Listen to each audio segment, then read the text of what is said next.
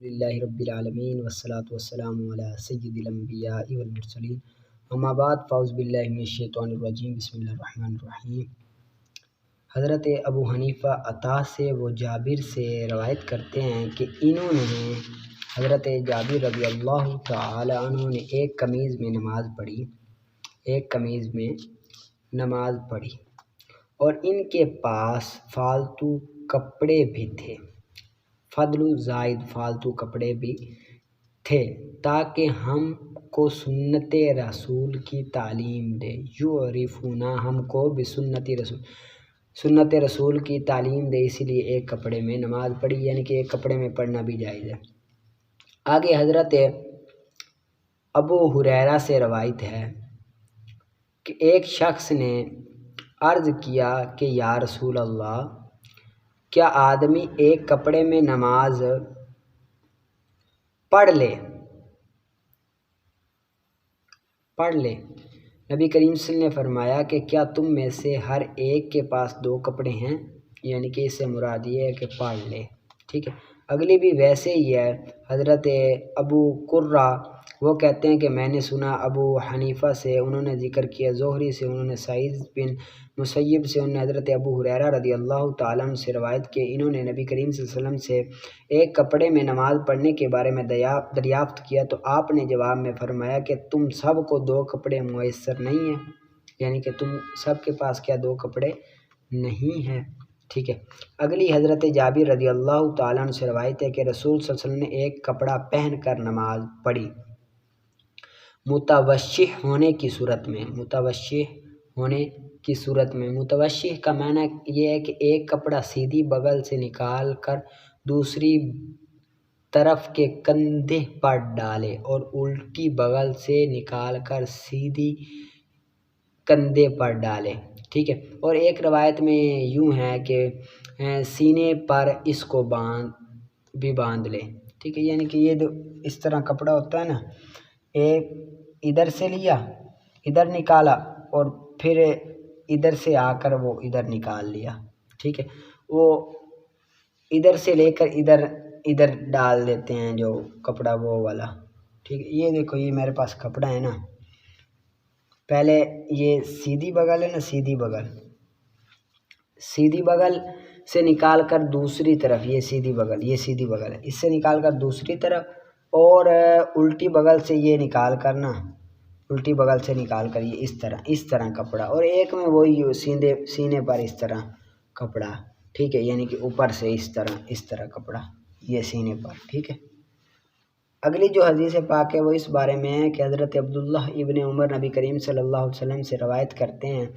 آپ نے فرمایا کہ صبح کی نماز کی ادائیگی ٹھنڈا کر کے پڑھو، خوب صاف کر کے پڑھو کہ بے شک اس میں بہت زیادہ ثواب ہے، یعنی کہ جب روشن ہو جائے نا، یہ نہیں ہے کہ ٹائم بھی نکل جائے، روشن ہو جائے، سفیدی آ جائے تو تب اس کو پڑھنا چاہیے۔ اس میں یہ اس سے پہلے ایک حدیث رہ گئی کہ حضرت ابو حنیفہ طلحہ بن نافع سے وہ جابر سے ان نے سوال کیا رسول اللہ صلی اللہ علیہ وسلم سے کہ کون سا عمل افضل ہے، تو رسول صلی اللہ علیہ وسلم نے فرمایا الصلاۃ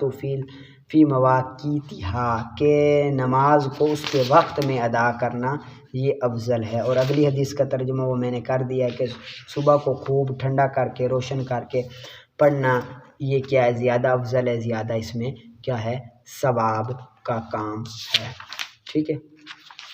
یہ آپ نے کر لیا ہوگا۔ آگے آپ نکالیں شرح قائد کا، والوزن حق، اور وزن حق ہے،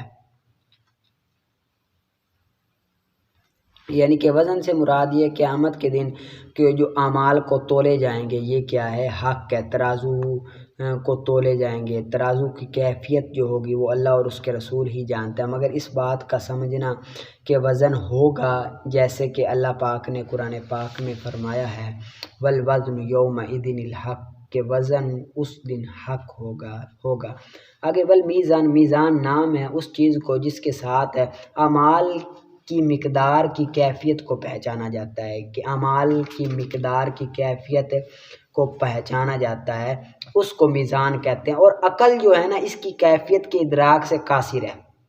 عقل کا اس میں تقاضا نہیں ہے کہ عمل کا کس طرح تول ہوتا ہے، وزن ہوتا ہے، عمل قاصر ہے لیکن ہوگا۔ آگے جو معتزلہ ہے وہ رد کرتے ہیں، وہ انکار کرتے ہیں ہر ایک، وہ کہتے ہیں کیوں،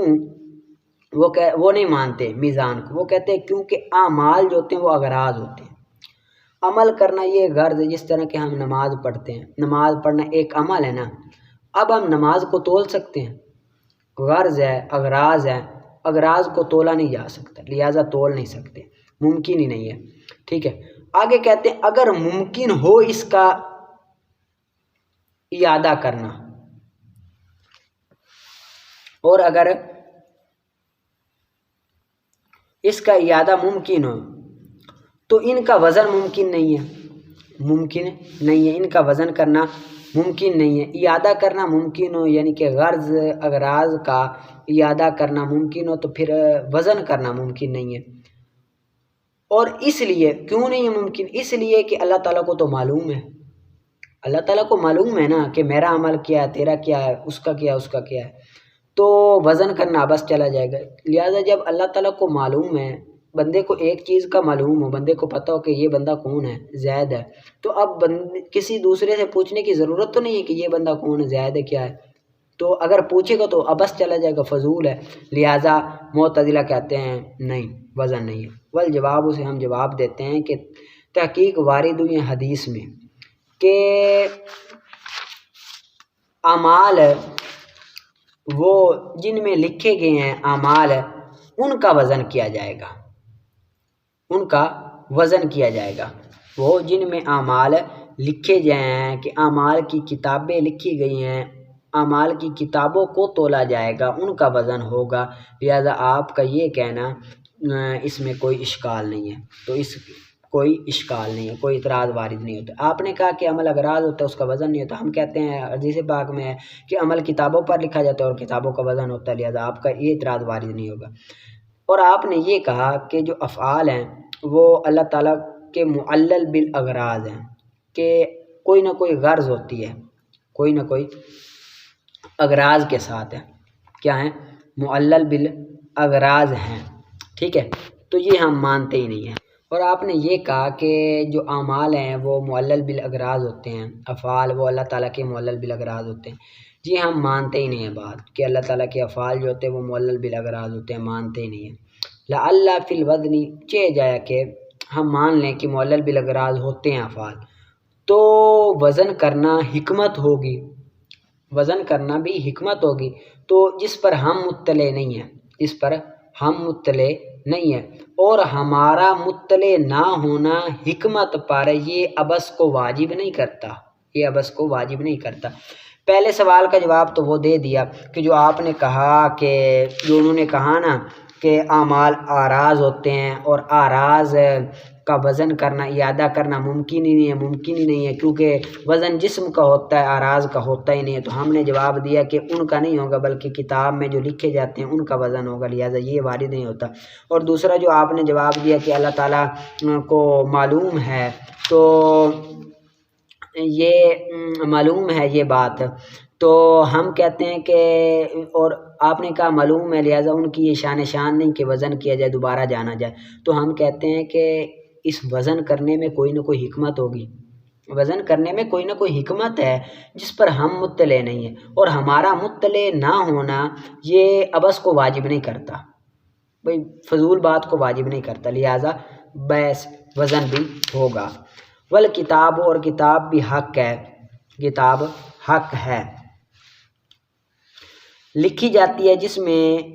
بندوں کی اطاعت اور اس کی نافرمانیاں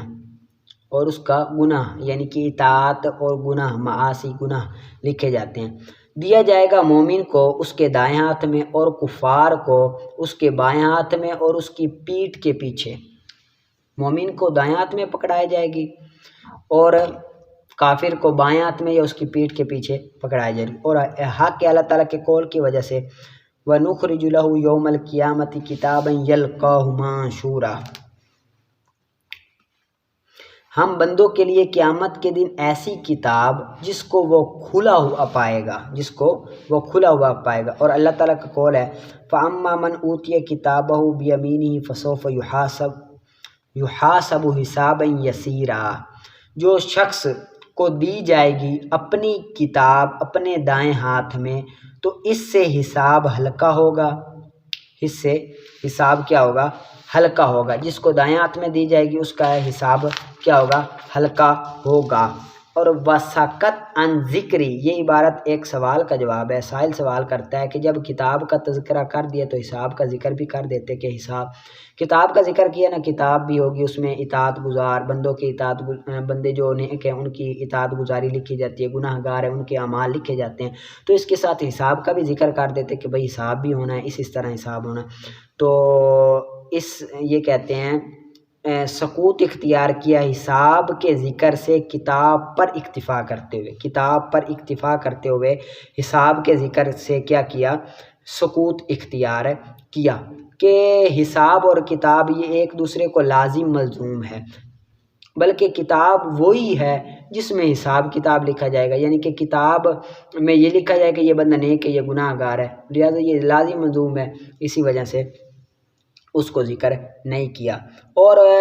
معتزلہ انکار کرتے ہیں، گمان کرتے ہیں اس کا کہ وہ عبث ہے، اور جواب وہی ہے جو پیچھے گزر گیا ہے، وہی یعنی کہ معتزلہ کہتے ہیں کہ میں نے پیچھے بیات کر دی کہ معتزلہ نے کتاب نامے کا انکار کیا اور دلیل یہ بیان کی کہ اللہ تعالیٰ کے جو اعمال پہلے سے ہی معلوم ہے، لہٰذا دوبارہ معلوم کرنے کا کیا فائدہ۔ تو ہم نے کہا کہ رب تعالیٰ کے جو افعال ہیں وہ معلل بالاغراض نہیں ہیں۔ اگر آپ مان لو کہ معلل بالاغراض ہم تسلیم بھی کر لیں تو پھر بھی اس میں کوئی نہ کوئی حکمت ہوگی جس پر ہم مطلع نہیں ہیں، اور ہمارا مطلع نہ ہونا یہ عبث کو واجب نہیں کرتا، لہٰذا آپ کا یہ کہنا کہ یہ نہیں ہے یہ درست نہیں ہے، ٹھیک ہے، اس کو کر لینا یاد، آپ نے اچھی طرح سے آگے نکالیں آپ اصول الشاشی کا۔ وَعَلَى هَذَا لَوْ غَصَبَ حِنْطَةً، اور اسی پر اگر کسی نے غصب کیا گندم کو، پھر اس کو پیس لیا، فَطَحَنَهَا، پھر اس کو پیس لیا، یا لکڑی کو، ساجتاً یا سال کی لکڑی کو غصب کیا اور اس پر بنا لیا اس پر گھر بنا لیا، یا بکری کو اس کو ذبح کر لیا اور اس کو بھون لیا، شواہا بھون لیا، یا انگور کو پر اس کو نچوڑ لیا، او حنطۃً، یا گندم کو پر اس کی زراعت کر لی، کھیتی کر لی اور اگ گئی اس سے زراعت، تو ہوگا یہ ملک مالک کے لیے اندہ، امام شافعی کے نزدیک اور ہمارے نزدیک اس تمام جو غاصب کے لیے ہوگا، تمام کا تمام غاصب کے لیے ہوگا، اور واجب ہوگا اس پر قیمت کا واپس کرنا، یہ واجب ہوگا۔ یعنی کہ یہ بات یہ ہے کہ اگر کسی شخص نے گندم خریدی، اس کو گندم غصب کر لی، یا بکری تھی پکا کھا گیا، یا گندم تھی اس نے گندم کو کیا کیا آگے کھیتی اگا لے، امام شافعی کہتے ہیں کہ وہ بھی واپس کرے گا اور جو نقصان ہوا ہے وہ بھی واپس کرے گا، اور ہمارے نزدیک وہ نقصان واپس نہیں کرے گا کیونکہ وہ کر ہی نہیں سکتا، تعذر ہے، وہ کیا کرے گا؟ قیمت واپس کرے گا، ٹھیک ہے۔ آگے ولو غصب فضۃ، اور اگر غاصب نے چاندی غصب کی پھر اس کو دراہم بنا لیا، یا تبرن سونا غصب کیا اس کو دنانیر بنا لیا، یا بکری غصب کی پس اس کو ذبح کر لی، تو نہیں منقطع ہوگا، مالک کا حق ظاہر روایت میں منقطع نہیں ہوگا، مالک کا حق ظاہر روایت میں منقطع نہیں ہوگا۔ ظاہر روایت سے مراد یہ ہے کہ امام صاحب سے مروی ہے جو ہو وہ ظاہر روایت ہوتا ہے، اور جو امام صاحب سے مروی نہ ہو وہ غیر ظاہر روایت ہوتا ہے، یعنی کہ وہ بکری کی مثل واجب یعنی کہ قیمت وہ ادا کرے گا۔ اور اسی طرح اگر غصب کر لے روئی کو، پس روئی کو غصب کرے پس اس کو دھاگا بنا لے، یا دھاگے کو غصب کرے پس اس کو کپڑا بنا لے، تو نہیں منقطع ہوگا مالک کا حق ظاہر روایت میں، مالک کا حق ظاہر روایت میں منقطع نہیں ہوگا، بلکہ کیا کرے گا؟ وہ اس کی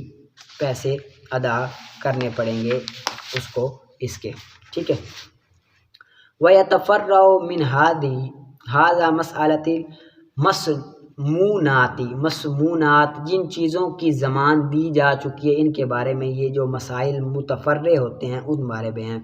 اور اس سے مصنوعات کا مسئلہ متفرع ہوگا، اور اسی وجہ سے کہا گیا ہے کہ اگر عبد مغصوب ظاہر ہو گیا اس کے بعد کہ مالک نے غاصب سے اس کا ضمان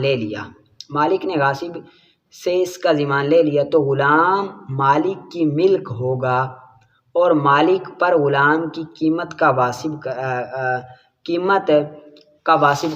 واپس کرنا واجب ہوگا، ٹھیک ہے۔ یعنی کہ امام شافعی کا مذہب یہ ہے کہ اگر ایک بندہ تھا، اس نے غلام یہ دیکھیں زید نے نا عمر کا نا، یہ زید یہ عمر یہ غلام، زید نے عمر کا غلام غصب کیا، یہ غلام بھاگ گیا۔ اب زید نے کیا کیا،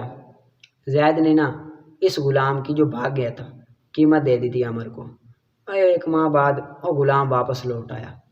امام شافعی کیا کہتے ہیں، غلام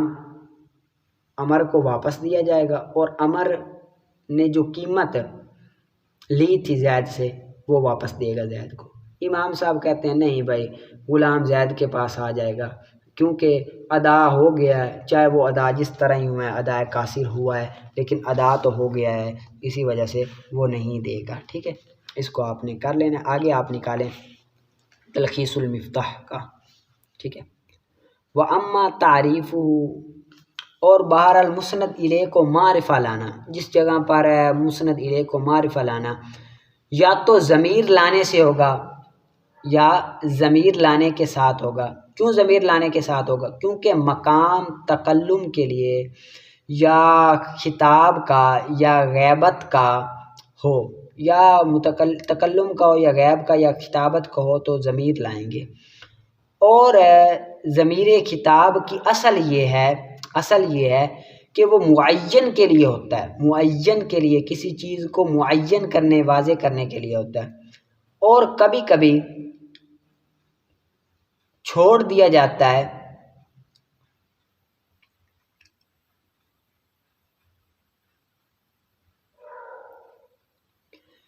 غیر کی وجہ سے، کسی مصلیت کی وجہ سے، غیر کی وجہ سے کبھی کبھی چھوڑ دیا جاتا ہے تعین کرنا، کبھی کبھی خطاب میں تعین کرنا چھوڑ دیا جاتا ہے۔ کیوں چھوڑ دیا جاتا ہے؟ تاکہ ہر مخاطب شامل ہو جائے ہیں، جس طرح کہ وَلَوْ تَرَىٰ إِذِ الْمُجْرِمُونَ نَاكِسُو رُءُوسِهِمْ عِندَ رَبِّهِمْ، اور تم دیکھو جب مجرمین اپنے سروں کو اپنے خدا کے سامنے جھکائیں گے۔ اب یہاں پر ترا مخاطب تو ہے لیکن چھوڑ دیا گیا ہے، مصلویت ہے، یعنی کہ سب دیکھ لیں، اس وجہ سے عام شامل ہیں اس میں۔ یعنی کہ ان کی حالت ای تناحت حالہم، یعنی کہ ان کی حالت شرمندگی ظاہر ہوگی، ان کی حالت میدان محشر والوں پر ان کی شرمندگی بالکل ظاہر ہوگی، اس لیے کہ اس کے ساتھ کسی خاص کو مخاطب کرنے کی ضرورت ہی نہیں ہے۔ کیوں ضرورت نہیں ہے؟ کہ گویا کہ یہ تماشائی مخاطب ہے، اسی وجہ سے کسی کو مخاطب کرنے کی ضرورت نہیں ہے کہ چھوڑ دیا ہے، جو اسلام کی راہ پر نہیں ہوں گے ان کو۔ یا پھر مسند الیہ کو علم بنا کر معرفہ لاتے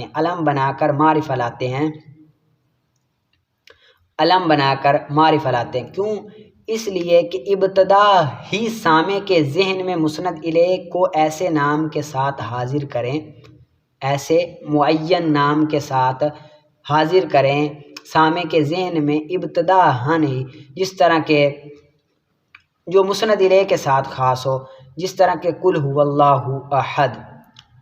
اب یہاں پر ابتدائی سامع پر واضح کر دیا کہ معین الفاظ کے ساتھ معرفہ لایا، یا تعظیم کی غرض سے علم لاتے ہیں، یا اہانت کے لیے یا کنایے کے طور پر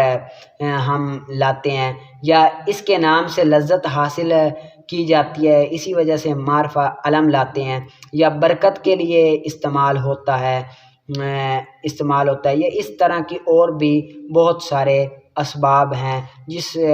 کی بنا پر مسند الیہ کو معرفہ لاتے ہیں، معرفہ لا کر یعنی کہ ذکر کیا جاتا ہے، اور بھی بہت ساری ہیں اس کے علاوہ۔ آگے آپ نکالیں کنز الدقائق کا۔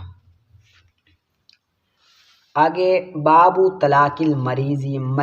مریض کے طلاق دینے کا باب ہے، مریض کے طلاق دینے کا باب ہے۔ طلقہ رجعیا، شوہر نے بیوی کو طلاق دی، طلاق رجعی یا بائنہ، مرض الموت میں رجعی یا طلاقہ دے دی تو اس کی عدت میں مر گئی وہ اس کی عدت میں، تو وارث ہوگی،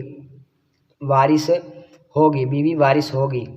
اور اس کے بعد مری تو وارث نہیں ہوگی۔ یعنی کہ مرد مریض تھا، طلاق دے دی، اب مرد مر گیا، عدت میں تھی، تو پھر عورت وارث ہوگی، ورنہ وارث نہیں ہوگی، عدت کے بعد وارث نہیں ہوگی۔ اور اگر شوہر نے عورت کو اس کے حکم سے جدا کر دیا، اگر اس کے حکم سے جدا کر دیا، یا عورت نے اس سے خلا لے لی، اس سے خلا کر لی، یا اس نے اپنے آپ کو اختیار کر لیا مرد کی تفویض سے، تو وارث نہیں ہوگی۔ یعنی کہ شوہر نے حکم دیا کہ تیری مرضی ہے، طلاق اختیار کر لیا، حکم دیا، اس نے اختیار کر لیا، اب اس نے اپنی مرضی سے اختیار کیا، یا خلا لے لی، یا بذات خود تفویض سے اختیار کیا، تو اس صورت میں وہ وارث نہیں ہوگی۔ کیونکہ اس نے اپنے حکم کو خود ہی ساکت کیا ہے، پچھلی میں شوہر نے دی تھی، اس میں اس نے خود ہی ساکت کیا، اسی وجہ سے نہیں ہوگی۔ اور اگر کہے کہ اس قول میں کہ مجھے طلاق رجعی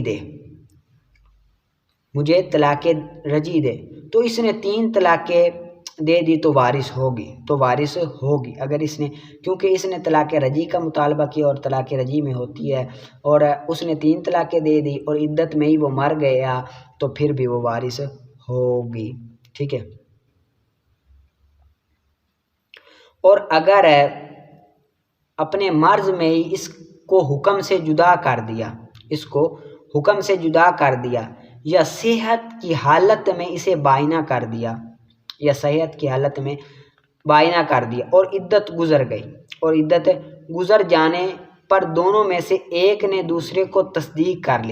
اقرار کر لیا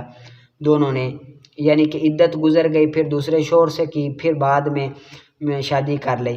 یا وصیت کر دی اس کے لیے، پس اس کے لیے عقل ہوگا، یعنی کہ مراد یہ ہے کہ پہلے تو صحیح میں یا مرض میں ہی طلاق دے دی، پھر دوبارہ شادی کر لیتے ہیں کھلا کر کے دوسرے مرد سے شادی کر کے پھر پہلے مرد سے آ جاتی، یا وصیت کر دیتا ہے کہ میری جو اس کو میں نے طلاق دی ہے، اس کو بعد میں میرے مرنے کے بعد دے دینا۔ اب دیکھا جائے گا اس نے وصیت کم کی ہے کہ زیادہ کی ہے۔ اب اس نے کم کی ہے تو وہ کم کی مقدار میں اس کو کم دیا جائے گا، وصیت میں حصہ دیا جائے گا، ٹھیک ہے، کم اس کا دیا جائے گا، ٹھیک ہے۔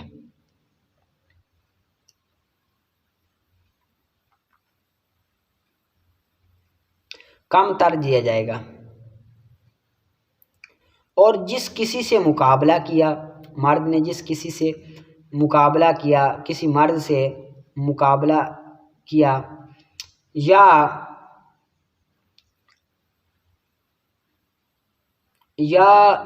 پیش کیا اپنے آپ کو رجم کی جگہ، قتل کی جگہ یا رجم کی جگہ پیش کیا،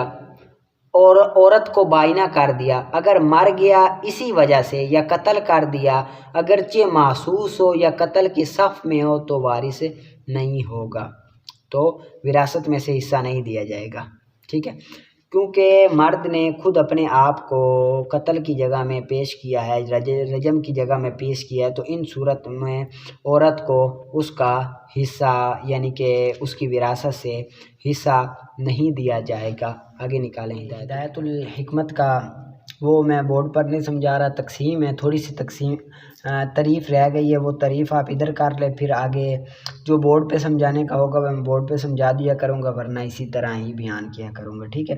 آگے پیچھے جو جس میں طبعی یا جس میں تعلیمی تھی اس میں نا تقسیم آ گیا تھا کہ وہ جوہر جو طول عرض عمق میں تقسیم ہو سکے، اب یہاں پر تقسیم ہے۔